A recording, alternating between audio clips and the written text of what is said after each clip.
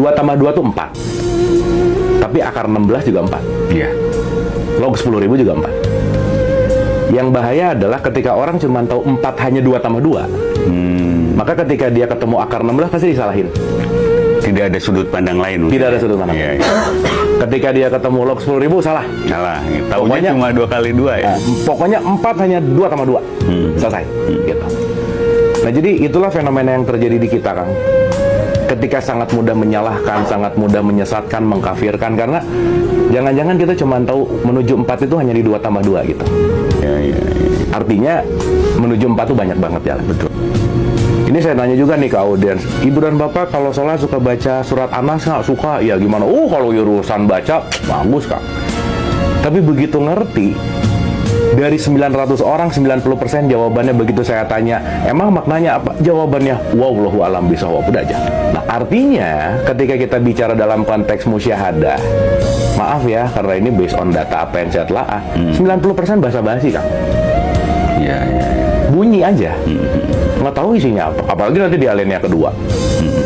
Dan kalau ngomong aku bersaksi bahwa Muhammad adalah Rasul, kan harus bersaksi dong. Ya, iya. Emang menyaksikan? Harus hadir dong. Harus hadir. Iya.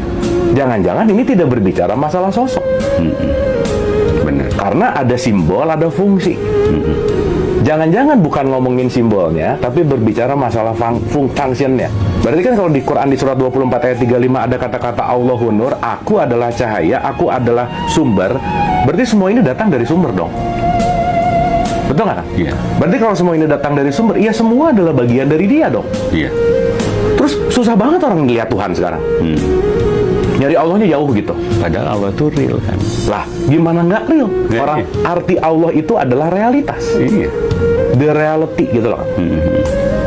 Makanya kalau kita ngelihat dari semua penciptaan, katakanlah Allah ini adalah lautan, semua yang terjadi ini adalah percikannya. Kita tuh tetesan-tetesan nih semua. Iya. Dan kita nggak perlu minum satu lautan untuk tahu asinnya lautan. Satu tetes cukup. Berarti kita ini semua percikannya. Maka dialah yang awal dan dialah yang akhir. Iya. Berarti mulai make sense dong. Dialah yang zahir, dialah yang batin. Maka sifat nomor 1, wujud. Kayak kita ini. Lah, sekarang pertanyaannya kalau dia wujud, bagaimana? Kok susah amat gitu loh, orang dia wujud. Kok dibikin sulit, kok dibikin seolah-olah jauh gitu. Padahal alamatnya udah dikasih, 57 ayat 4. Aku bersama kamu di mana saja kamu berada. Surat 2, 186. Ketika hamba-hambaku bertanya tentang kamu, aku dekat. Surat 50 ayat 16, aku sedekat dengan urat nadimu. 58 ayat 7, kalau orang bertiga, yang keempatnya aku. Gimana dong? Berarti jangan-jangan kita tidak mengerti Allah itu apa. Karena kita terlalu sibuk dengan Allah itu siapa gitu loh Kak. Iya. Jadi secara sederhana bahwa semua yang kita lihat ini adalah percikannya dia. Tapi semuanya ini bukan dia. Iya. Poinnya adalah kalau kita mulai menyadari bahwa ilah ini konsep Kang. Allah ini realitas. Jadi kalau kita mulai menyadari bahwa oh ini tetesan lautan, tetesan lautan, tetesan lautan, tetesan lautan. Begitu saya makin ngelihat mata orang saya ngelihat Akang sebagai nama. Tapi kalau saya melihat dengan kesadaran, saya sudah tidak lihat nama. Yang aku lihat adalah isinya. Kelas 2 tambah 2 ngelihat sosok, akar 16 ngelihat esensi. Log 10.000 ngelihat super esensi. Masya Allah. Contoh Kak. Ada orang kelas 2 tambah 2 sama ada orang log 10.000 lagi bareng. Di depannya lagi ada seorang ibu menyusui anaknya. Orang dengan kesadaran rendah, si 2 tambah 2 ngelihat, oh ibu-ibu nyusuin anaknya. 2 tambah 2 ngelihat 2 tambah 2 itu ya. Tapi log 10.000 beda kan? Ketika si 2 tambah 2 ngelihat, oh si ibunya gini, anaknya gini, lagi menyusui. Wah dia sibuk di situ gitu. Tapi orang di log 10.000, orang dengan kesadaran yang tinggi, dia hanya sedang menyaksikan kasih sayang Allah di situ. Esensinya ya. Yang dia saksikan adalah Rahman Rahim. Aku menyaksikan Rahman Rahim tuh.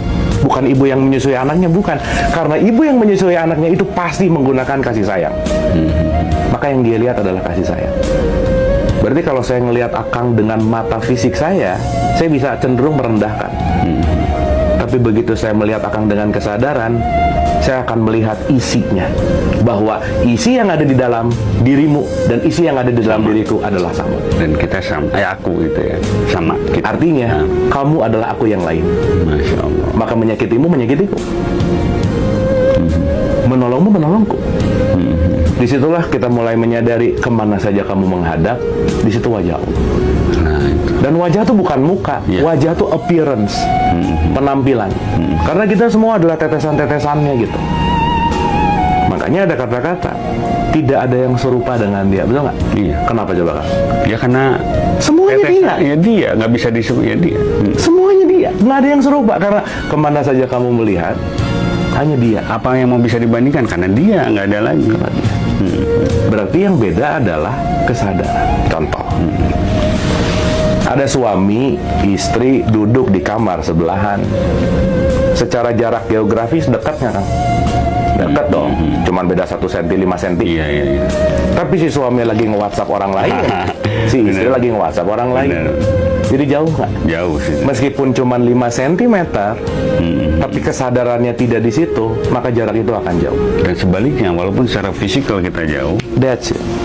Artinya, kedekatan dengan ilahi tidak berbicara letak geografis.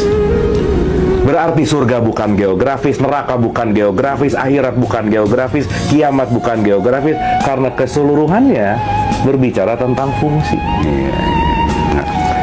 Disclaimer-nya adalah seperti biasa, saya tuh siapapun yang belajar bareng, khususnya bareng sama saya tuh satu, bahwa jangan percaya-percaya amat omongan saya, itu nomor satu Kang. Karena nggak penting gitu ya. Iya. Karena nanti kita ngerti bahwa puncak dari percaya itu bukan urusan informasinya gitu. Karena nanti puncak dari percaya itu adalah bagaimana kita mengalami. Itu yang nomor satu. Mudah-mudahan ini menjadi perspektif yang lain. Dan saya selalu mendisklaimer juga bahwa saya nggak tahu apa-apa, nggak bisa apa-apa, bukan siapa-siapa, itu pasti. Dan ini bukan kebenaran yang mutlak gitu. Tapi ini adalah satu perspektif dari pengalaman dan pengetahuan yang mungkin bisa menambah hasanah puzzle-puzzle pengetahuan. Iya, iya. Oke.